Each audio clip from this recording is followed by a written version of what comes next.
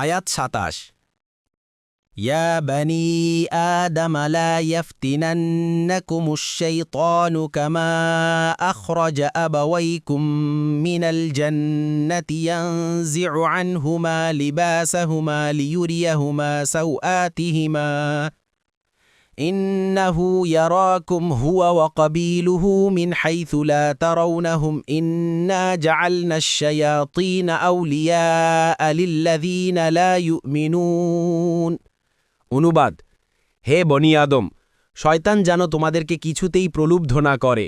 যেভাবে সে তোমাদের পিতামাতাকে জান্নাত থেকে বের করেছিল, সে তাদেরকে তাদের লজ্জাস্থান দেখাবার জন্য বিবস্ত্র করেছিল। নিশ্চয়ই সে নিজে এবং তার দল তোমাদেরকে এমনভাবে দেখে যে তোমরা তাদেরকে দেখতে পাও না। নিশ্চয়ই আমরা শয়তানকে তাদের অভিভাবক করেছি যারা ঈমান আনে না। তাফসীর। ১ নং ফুটনোটের বিবরণ।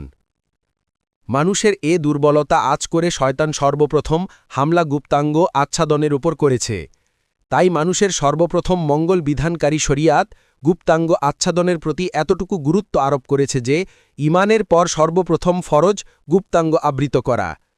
সালাত, সিয়াম ইত্যাদি সবই এর পর। ২ নং ফুটনোটের বিবরণ। মানুষের বিরুদ্ধে শয়তানের সর্বপ্রথম আক্রমণের ফলে তার পোশাক খসে পড়েছিল। আজও শয়তান তার শিষ্যবর্গের মাধ্যমে মানুষকে পথভ্রষ্ট করার ইচ্ছায় সভ্যতার নামে সর্বপ্রথম তাকে উলঙ্গ বা অর্ধ উলঙ্গ করে পথে নামিয়ে দেয়। শয়তানের তথাকথিত প্রগতি নারীকে লজ্জা শরম থেকে দূরে ঠেলে সাধারণ্যে অর্ধ উলঙ্গ অবস্থায় নিয়ে আসা ছাড়া উর্জিতই হয় না।